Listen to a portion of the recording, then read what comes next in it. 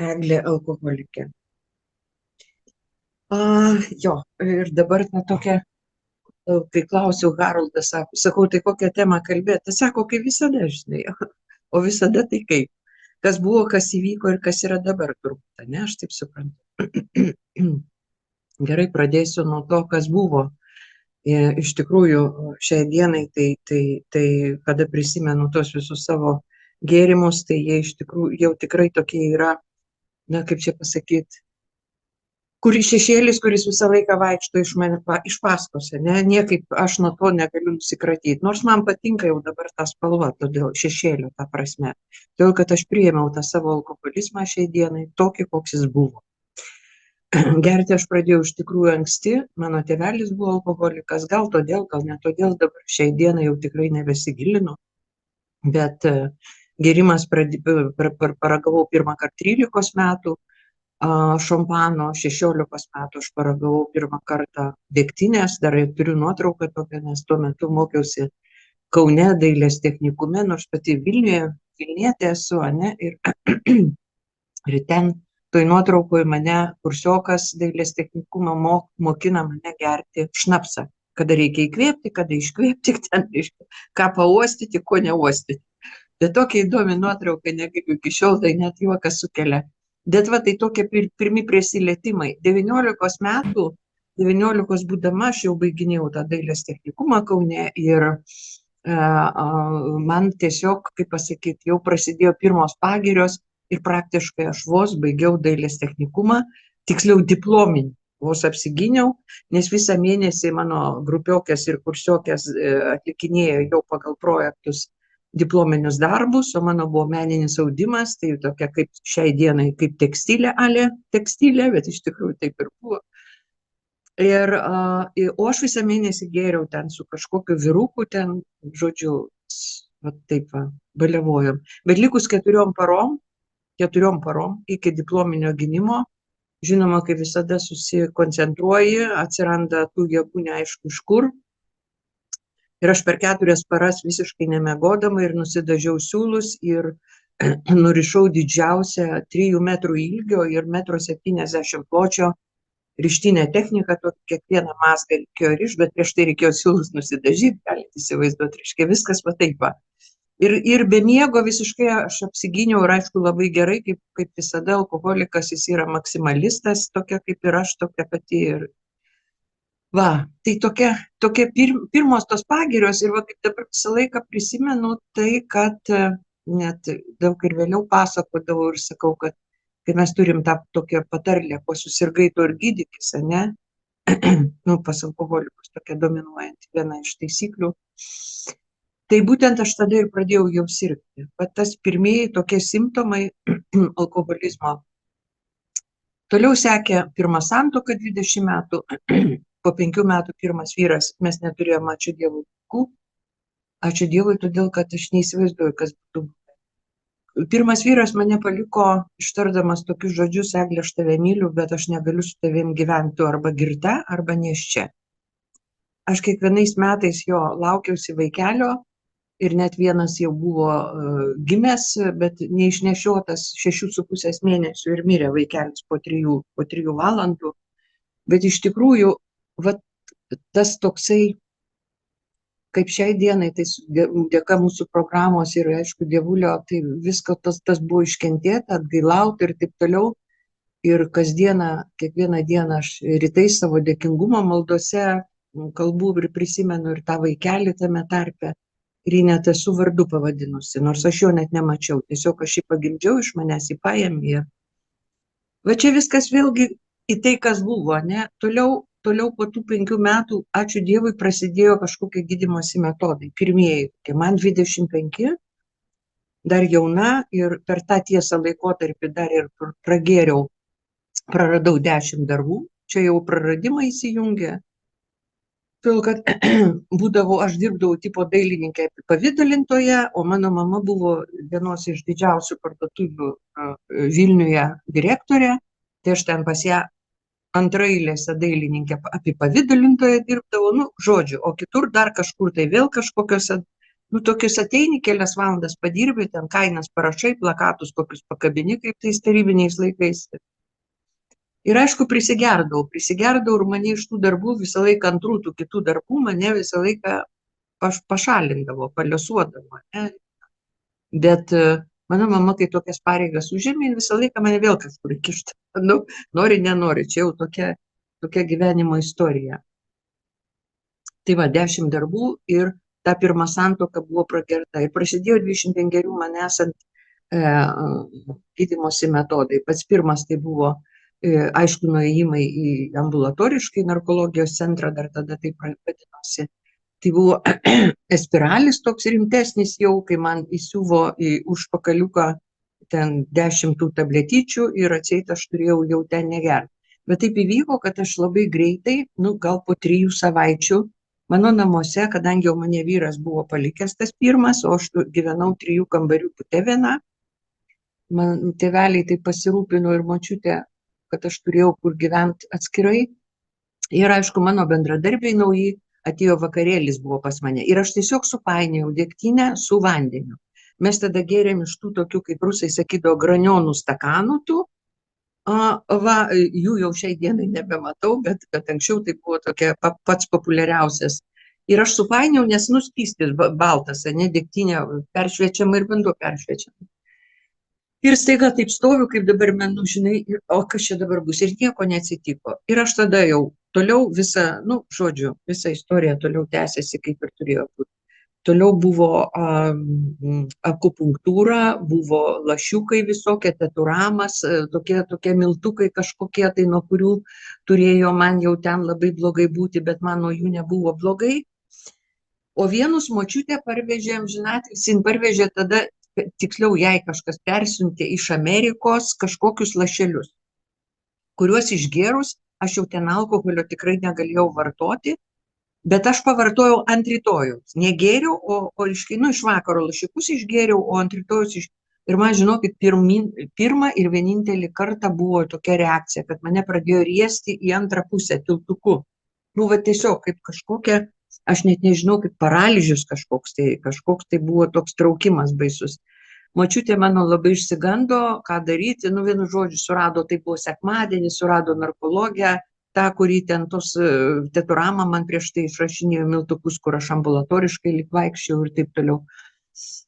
Žodžiu, išrašė cikladolio, kad nuimtų ir močiutė važiavo pas ją į namus, nugi nebuvo tada mobilių nei nieko. Su cikladoliu man nuėmė tos lašelius, tą paralyžių, tą poveikį. Po to sekė kodai. Aš turėjau 5 kodus. Su pirmoju, tarp kitko, ilgai ir išbuvau negėrusi, tai buvo gal 6 metai buvo mano, sakykime, naujo tokio visiškai gyvenimo ir iš tikrųjų tais metais, kai 6 metus negėriau, aš ištekėjau antrą kartą. Aš pagimdžiau pirmagimę savo dukrą po metų, po kodo to jau metų. Aš pradėjau labai daug dirbti, prasidėjo Lietuvoje ir toj Tarybų sąjungoje visokie, jau mes atsiskyrėm, prasidėjo kooperatyvai, aš ten dariau visokius papuošalus, nu žodžiu. Ir mano tarsi gyvenimas toks pradėjau gerėti, bet atsirado toks momentas, kad aš po tų 6 metų negerimo su savo to antruoju vyru, su kuriuo turėjau dukrelę, staiga man pasirodė, kad labai tai neįdomu taip gyventi ir man reikia kažkokį susirasti žmogų iš šalies. O to padaryti blaiva aš negalėjau. Ir aš paprasčiausiai nubėgau atsikoduoti ir jau Lietuvoje, nors aš kodavausi iš pradžių Feodosijoje, tai yra tuometiniai Tarybų sąjungos, tai buvo pirmasis tėvas, tas Dovženka, kuris kodavo, kodų tėvas vadinamas ir taip toliau. O jau atsikodavau Lietuvoje ir kada atsikodavau, aš pradėjau jau tą manipuliaciją su pačiu kodu. Aha, aš supratau, kad aš atsikodavus galiu pagerti, nes aš pirmą kartą tik atsikodavau, aš iš karto sudaužiau mašiną girtą būdama, jau prisigėrus, mano buvo iš karto pasiekmės, nereikėjo laukti ten kažkokio tai laikotarpio.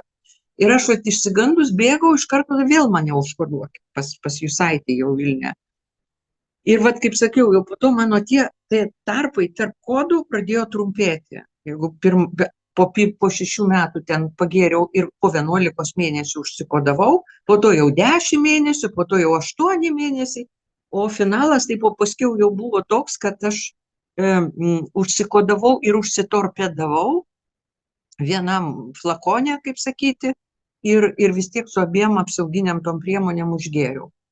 Tai va, galų gale tai buvo vieni iš tokių baisiausių dalykų, kai paskutinis mano gėrimas, 3 kartus aš patekau per tą laiką gėrimo visokių šitų gydymosi laikotarpį, 3 psichiatrinės mano išgulėtos yra, 3 bandymai žudytis mano buvo ir pirmas kaip tik tai buvo bandymas toks demonstratyvus dar prie pirmo vyro, kad aš pjaučiausi savo venas, bet pjoviausi taip, kad randeliai liko iki šiol, bet kad ne per stipriai. Čia buvo mano didžioji manipulacija, o po to jau, reiškia, aš iš tikrųjų žudžiausi, tai tipo su alkoholio pagalba buvo mano antras kartas, kai aš nusipirkau 5 butelius Medvėžyje Krostokio vyno po 700 gramų ir aš jį tiesiog norėjau išgerti ir nebeprabusti, kaip tam filme Paliekant Las Vegą su Nikolo Keidžu. Bet man nepasisekė, aš prisigėriau anksčiau ir nusmigau.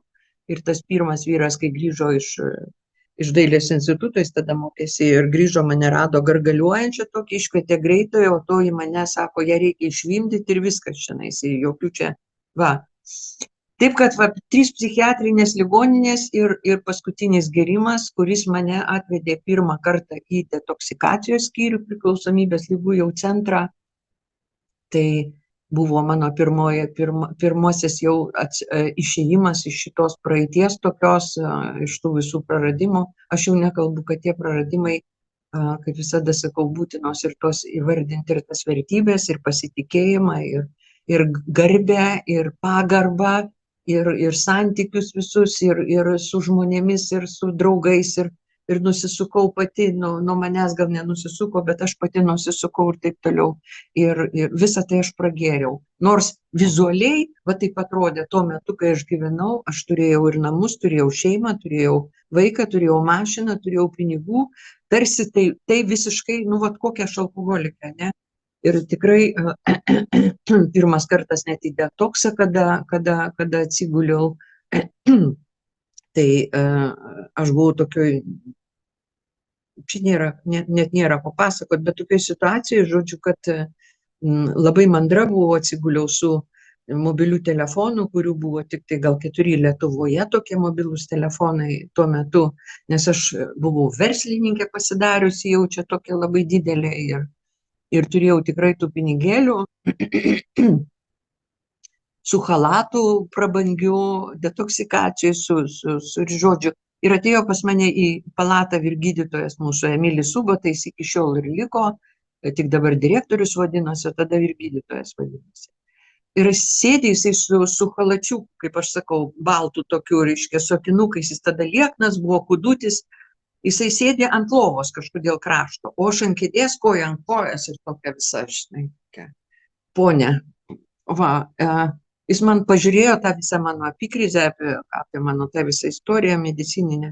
Sako, Eglė, sako, pas jūs viskas išbandyta. Nu, iš tikrųjų, visi ten tie metodai surašyta, viskas, aš jau ten sąžiningai pripasakojau, ko reikia, ko nereikia. Kodėl, sako, jums nepabandžius anoniminio alkoholiko, man taip Subata sako. O aš sėdžiu ir galvoju, savo galvoju, tas aponavimas visą laiką vyksta, tas neigimas dar stipriai. Čia buvo 90 turbūt 4 metai, jo, 94, 94.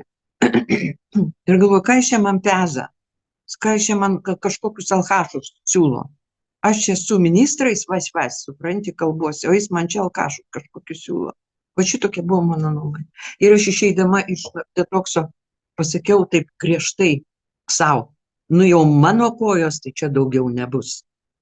Jo, po 3 mėnesių aš jau tik biškį mažiau nuleidus galvą, žinai, va, su praskelta kakta, čia man meilužis yra praskėlę kaktą, iki šiol irgi randelį turiu su lygintuvu.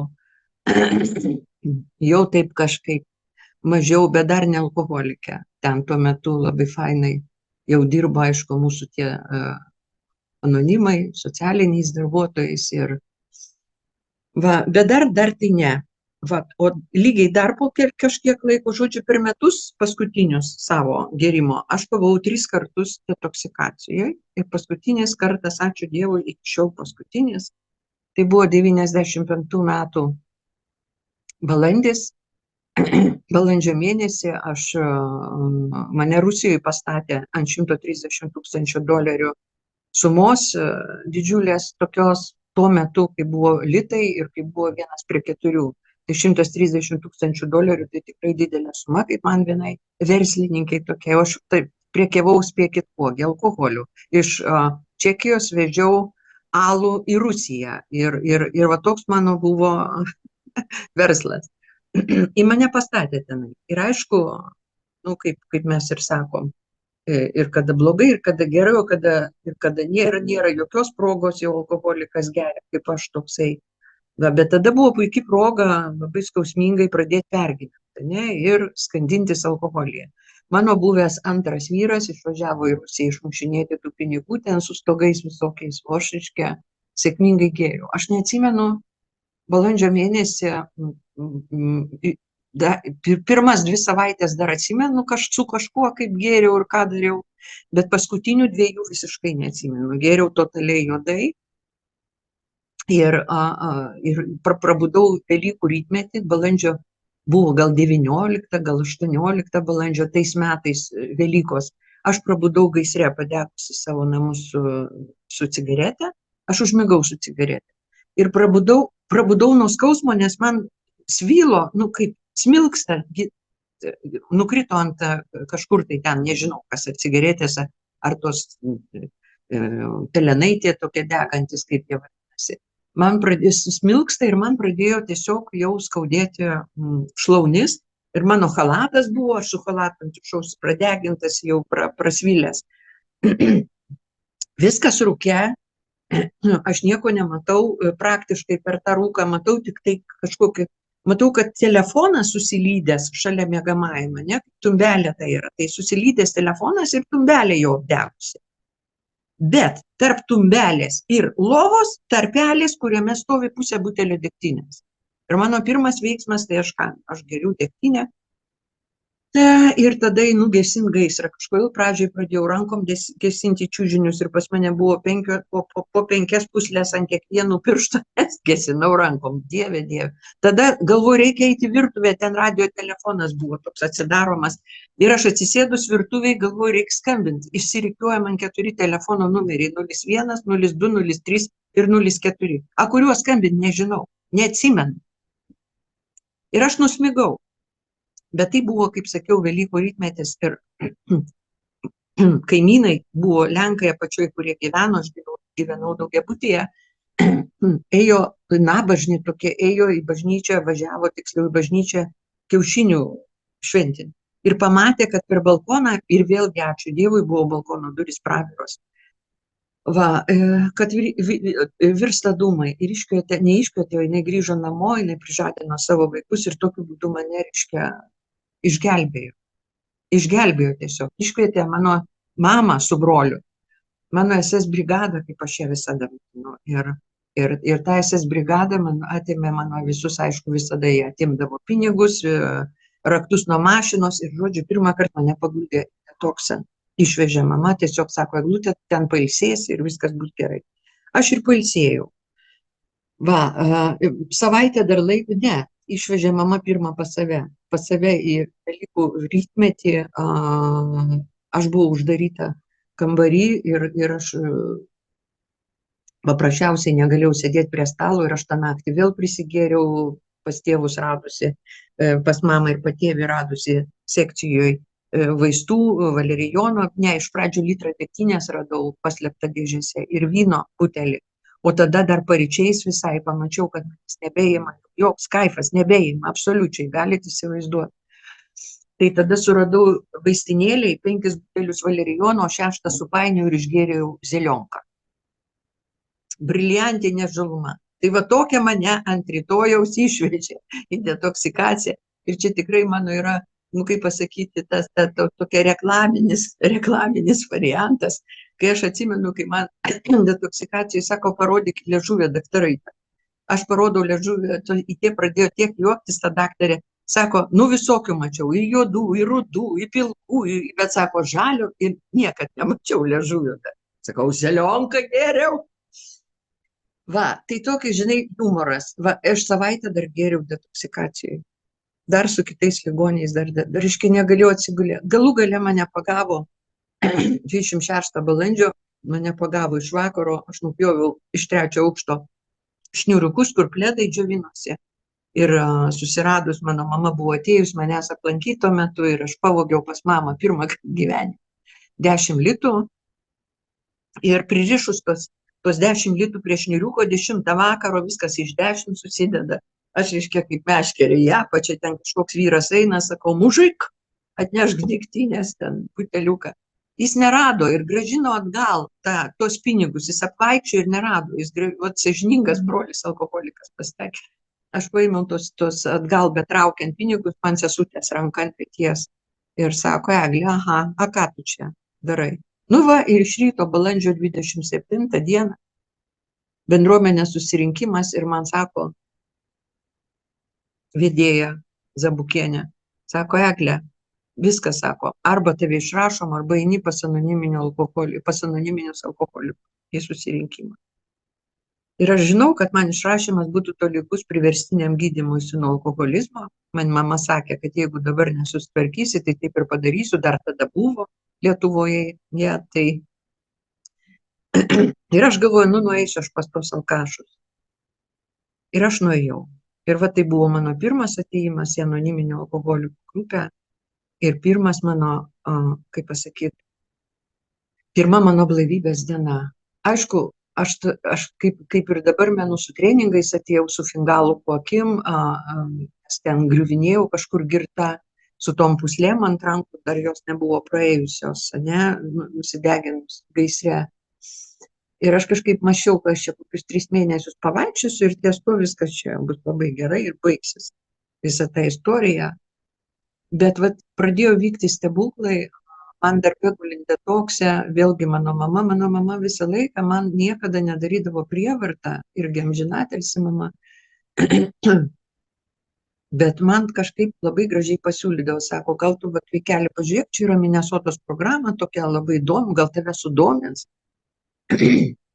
Ir aš vis tik nusprendžiau, kad aš eisiu tą Minesotos programą, nežinau, kokiu vėlgi buvo ir apačioj ten Albinas mūsų su Birute irgi labai fainiai tie socialiniai darbuotojai iš detokso atėjo manęs aplankyti. Albinas buvo atėjęs iš Minesotos ir jis jau dirbo ten tada. Žodžiu, aš perėjau po 5 savaičių gulėjimo detokse, net nejau namo, kad reiškia nesusigundyti to visų, nors aš pati Vilnietė buvau ir galėjau pareiti, pravažiuoti ir tada laukti eilės Minesotoje, nes buvo eilutė šiokia tokia Minesotos Vilniečia. Aš perėjau ir 4 savaitės pradėjo keisti man Minesotoje jau tą mano mąstymą. Ten aš susipažinau su tuo, kad aš sužinojau, kad tai yra liga. Ten aš gavau visas priemonės, visas įrankius skaitimo, tas knygas ir galų galiai išgirdau tos pasakojimus jau, kaip mes sakom, specialistų, bet alkoholikų, kurie negeria, kurie turi patirtį, ne, ir pradėjo man kažkaip tai atsiverti visi kanalai, kuriuos aš ilgą laiką kažkaip man pradėjau, aš padariau Minesotoje pirmą žingsnį, kaip aš dabar suprantu. Tai mano buvo totalus, besąlygiškas sudėjimas ginklų prieš savo priklausomybę, prisipažinimas, nes, nu kaip pasakyti, kada aš vis dar norėjau neigti, kad aš netokia, nes aš turiu mašiną, aš ten turiu pinigų, aš ten turiu namus, aš ten turiu kažką, aš ten vis turiu. Ir paskiau toks klausimas savo buvo, palauk, Eglė, o tai ką tu čia dabar veikiai? Ėjai pro detoksikacijos skyrių, tau patiko langai, užuolaidos ir užėjai pasižiūrėti, kaip čia, nuo ko aš čia kodavausi? Nuo danties skausmo, nuo ginekologinių susirgimų, supranti? Man išlipo va visa ta teisybė nuoga apie save, pamatymas tas toksai, tos baisios ligos, alkoholizmo, kas virto. Ir nuo tada prasidėjo mano sveikimas. Iš tikrųjų, aišku, to lygiai aš ėjau ir tiek iš detokso, tiek iš Minesotos į anoniminio alkoholikų susirinkimus savo gimtąją grupę, į grupę 12 arba Rūsys Vilniuje vadinama. Ir vat mano gyvenimas pradėjo keistis. O kaip jis pradėjo keistis? Jis pradėjo keistis, aš net nežinau, išoriškai jis tarsi nesikeitė, bet mano vidus pradėjo, aš labai greitai pradėjau tapatintis palygint labai greitai tapatintis su anonimais. Iš pradžio aš purčiausi, sakiau, čia jie kvailai šneka, nu, čia kaip daugelis turbūt iš mūsų, aš irgi tą viską praėjau, tasai galėtų čia arba smirda, arba ten dar kažką tai tokia, va ta visą laiką puikybė viduje ypatingai šnekėjo, neparodant kitiems tenais ir taip toliau. Bet laikui bėgant, kadangi aš vėlgi tą maksimalizmą, kaip aš suprantu, maksimalizmas pasijungė, aš labai greitai po 9 mėnesių man pasiūlė tarnauti grupėje, vesti susirinkimus kartu su kitu senbuviu, jau senbuvis tai jau buvo 1,5 metų blaivybės jis turėjo, tai jau buvo senbuvis iš tikrųjų. Nors mūsų pradininkui Romui, jūs turbūt žinote, ne, kad mūsų Lietuvoje pradininkas Romas, tai man čia irgi atskira istorija. Aš su Romu esu jaunystėje gėrusi kartu, mes kartu gėrėm su juo. Jo.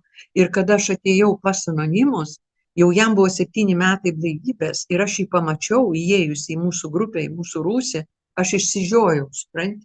Ir žmogus man pasirodė, ir šiai dienai aš taip manau, jis man kaip šventas, toks kaip rūpintojėlis, kaip tos skulptūrėlės būna, žinai, iš medžio išpjauti. Aš visą laiką net su didžiausia pagarba prie jo prieidavau ir prisėsdavau, bet čia vat irgi toks atsiminimas iš to viso vaizdelio. Ir man daugiau nebereikėjo jokių įtikinimų.